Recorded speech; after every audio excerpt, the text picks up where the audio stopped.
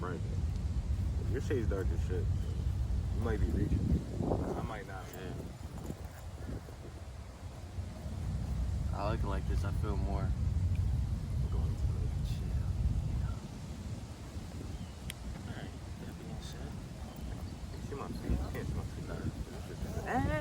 She from yesterday. Ready? Alright.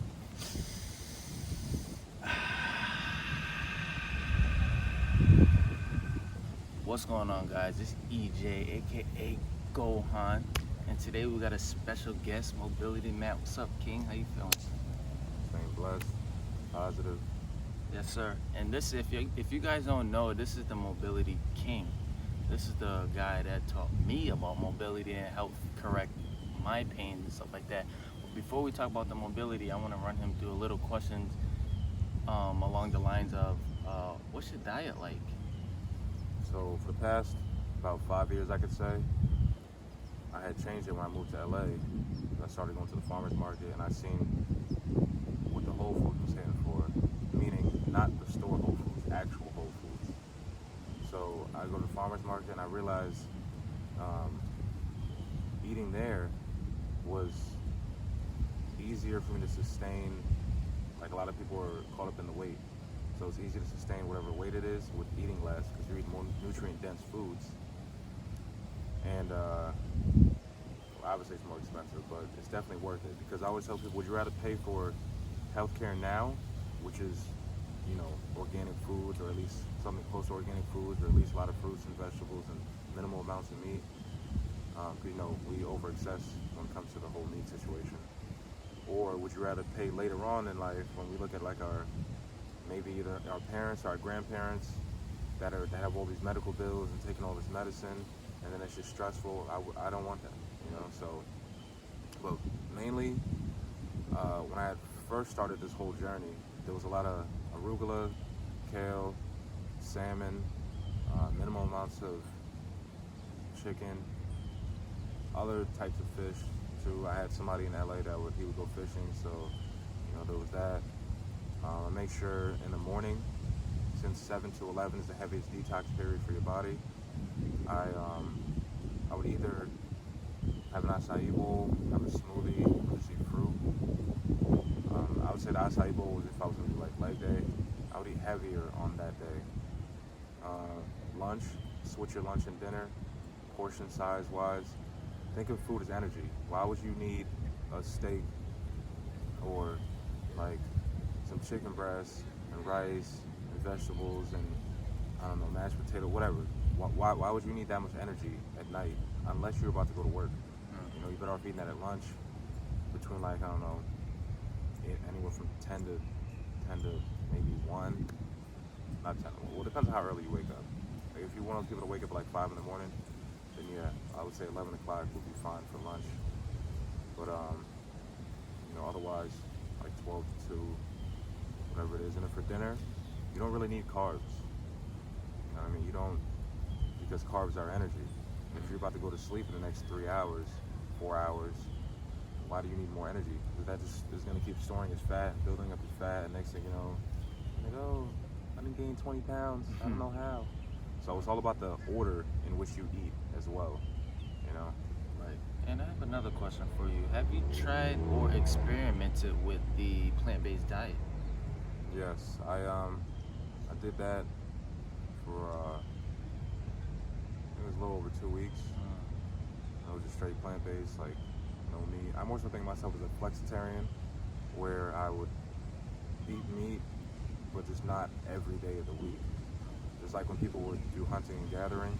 When you hunt something, you're not about to, or at least since there was no fridges before, you wouldn't just sit on it and just, you know, stretch it out. Like you don't eat your fill and then, you know, move on to the next thing. Right. I'm more into like fruits though. Okay. And what is your workout like? Do you lift weights? Do you do calisthenics? How does your normal workout routine through the week, how does that go for you? So, doing this for over 25 years now, I've come to the realization that mobility is key. So, because you can't move, you can't do anything.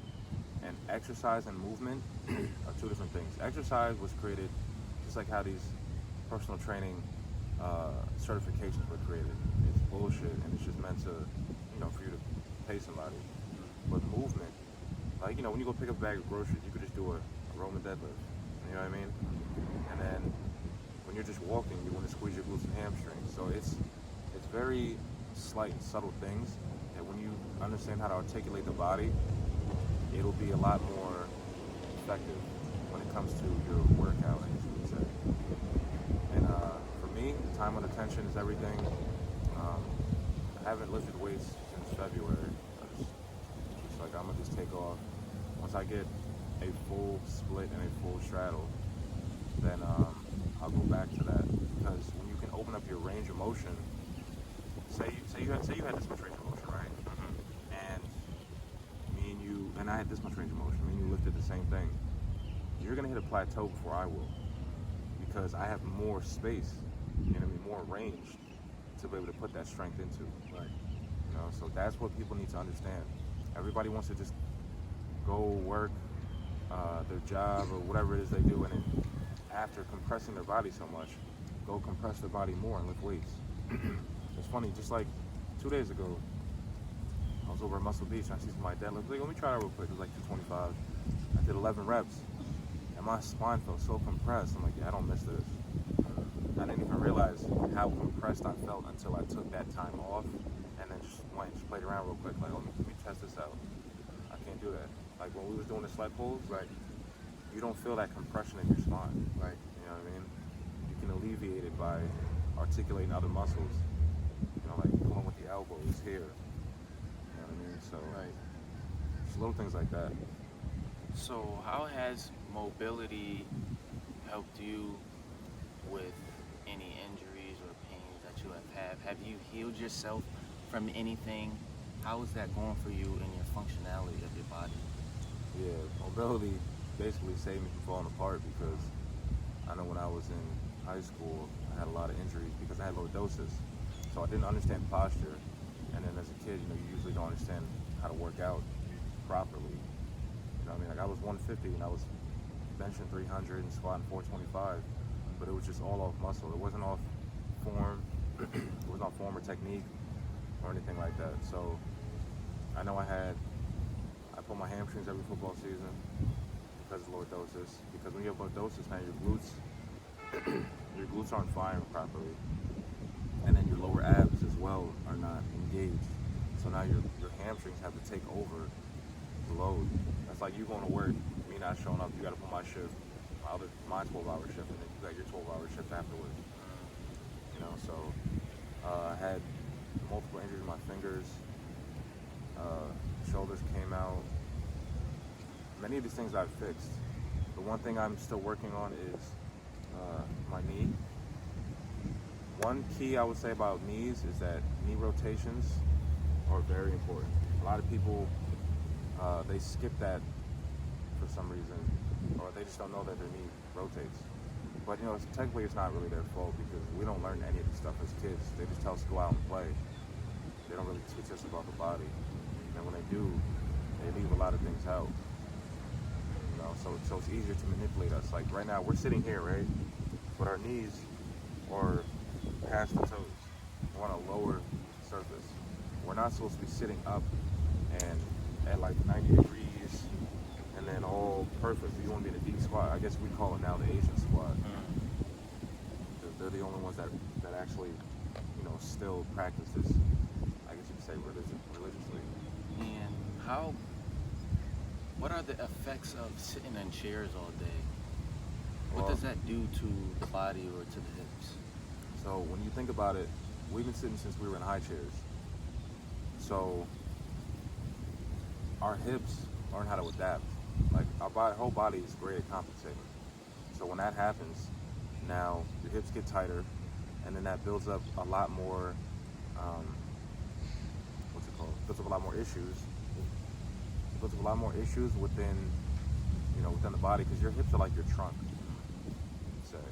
So once that gets tight, now you don't absorb the nutrients properly. You don't fully absorb it. You know what I mean? You have trauma stuck in the hips.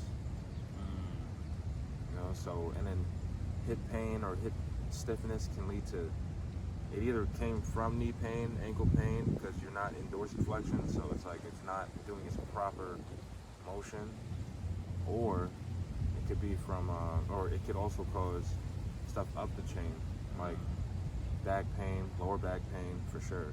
Because one thing I realized when I began opening up my hips a lot more is I had no back pain at all. When I was 16, I would throw my back out, I would go tie my shoe and fall down on some life alert type shit. So it's like, even my mom was telling me, like, ain't no woman gonna want you falling apart like that. I'm like, damn, man. Wow. Sheesh. Also want to add to that about the hips, also that your hips are your root chakra, which stores a lot of energy, and it has a lot of nerve endings. And a lot of people don't realize that you build up a lot of stress and anxiety stores up in there. And we're constantly sitting in chairs, so we're just basically absorbing all that stress and anxiety and not unleashing it out. So this is very important to loosen up and keep flow, because without it you'll have energy blockages. You can't have energy pass through the body very fluently, because this is an electrical magnetic grid. That's how you have to look at it. So yeah. That's a fact. That's another reason why I'm doing some Ashtanga yoga here at South Point with Natasha.